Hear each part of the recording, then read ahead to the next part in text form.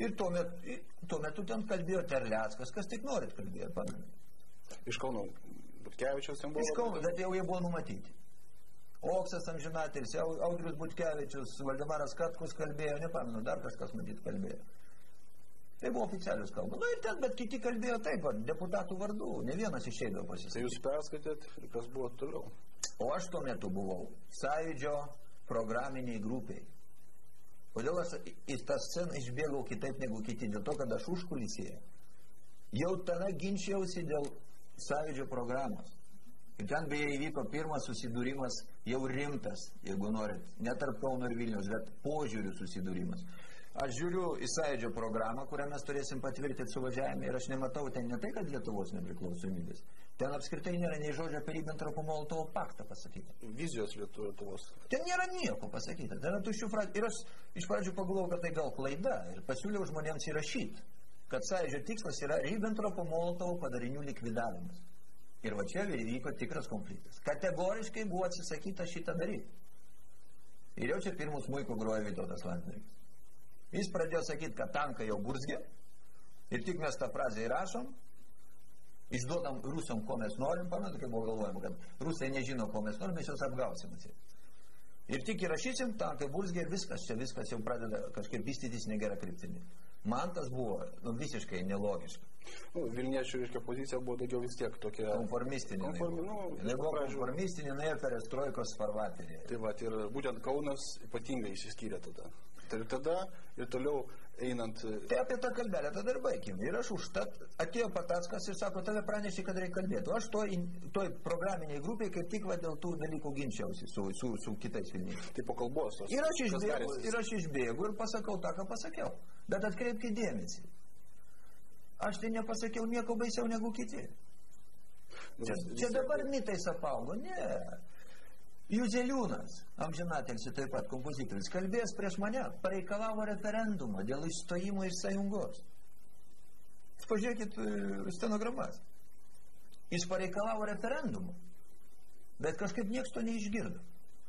O aš pasakiau tik vieną frazę.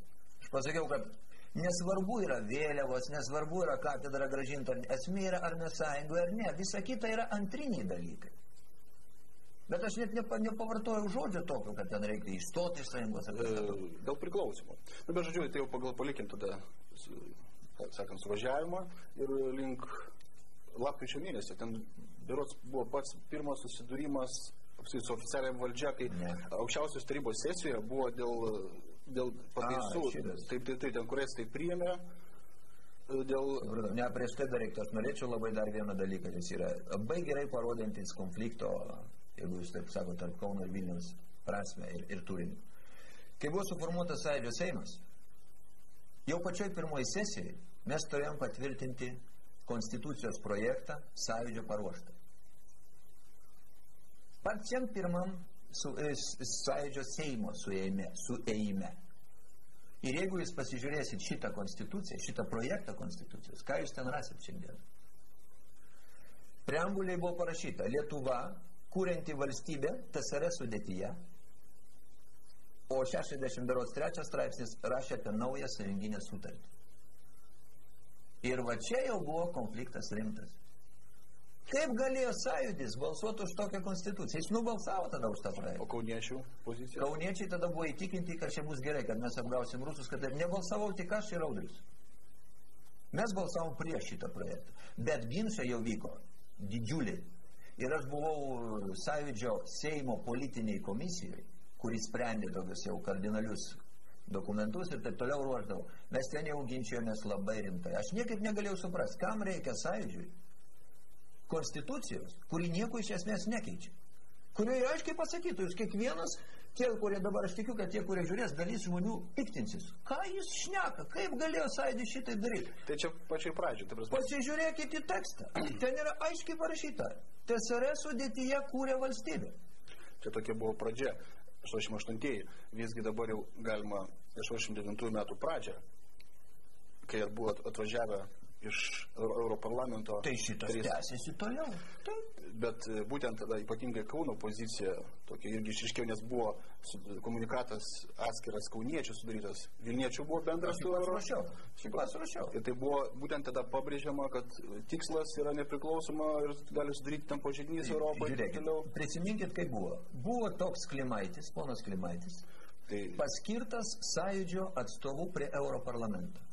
Čia jau Lietuvoje sklydo gandai, kad tas Klimaitis yra nelabai aiškios kilmės žmogus ir taip toliau. Ir mes jau protestavom, kad jam buvo suteikti tokie įgaliojimai. Nes jis buvo už konfederacinius ryšius su Sąjunga Lietuvos. Pirmieji protestavo tai Laisvės lyga, ta prasme. Ten buvo. Bijau, kad Kauno grupė buvo dar ankstesnė, kada mes anksčiau tą informaciją gaudom. Mes net pakvietėm Landsbergį atvykti į Kauną, kad pasiaiškintų, kodėl jis tokius įgaliojimus suteikė žmogui, kuris yra už konfederacinius ryšius. O kaip aš dabar sakiau, jau Gorbačiovas tai ir buvo numatęs. Tas ir buvo numatyta. Tai jie ir ėjo tam farvaterį perestroikos. Ir jau tie protestai dėl Klimaičio vyko porą mėnesių iki to europarlamentaro atvykimo. Čia jau buvo tik kulminacija. Žodžiu, buvo kauniečių demaršas vasario pradžio, kai buvo europarlamentarai, ir po to jau vasario 15, kai buvo Seimo sesija. Tai čia jau grinai kauniečių.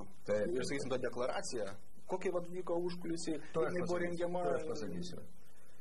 Pirmiausia, dėl europarlamentarų. Mes paruošėm šitą mūsų Kauno tą pareiškimą, kad mes nesutinkam su Klimaičio siūloma pozicija ir su tais europarlamentarų siūlymais taip pat nesutinkam. Ir norėjom įteikti jiems. Mums buvo uždrausta apskritai pasirodyti toj salėje. Buvo duota komanda kauniečių neįleisti į menininkų namus. Tikrai, taip galėjo būti. Taip. Visą tai yra nufilmuota. Leonas Glinskis viską filmavo. Ir mes ten prasiveržėm, nežiūrinti viską. Ir davėm pasirašyti atskirai kiekvienam iš Vilniaus, iš Seimo tarybos žmonių. Ir viskas Glinskis filmavo kiekvieno dedamą parašą. Kad jie, kitaip sakant, nebegalėtų atsižadėti visą šitą. Visą tai yra nufilmuota. Viskas yra, žinoma. Viską, ką aš šneku, atkreipiuosi žmonės. Viską, ką aš šneku, aš galiu patvirtinti dokumentais. Viskas yra. Ir dabar eikim toliau. Ir kartu buvo ruošiamas į Sąjūdžio Seimo sesiją. Kadangi aš buvau politiniai komisijai, mes derinom pagrindinės deklaracijos turinį.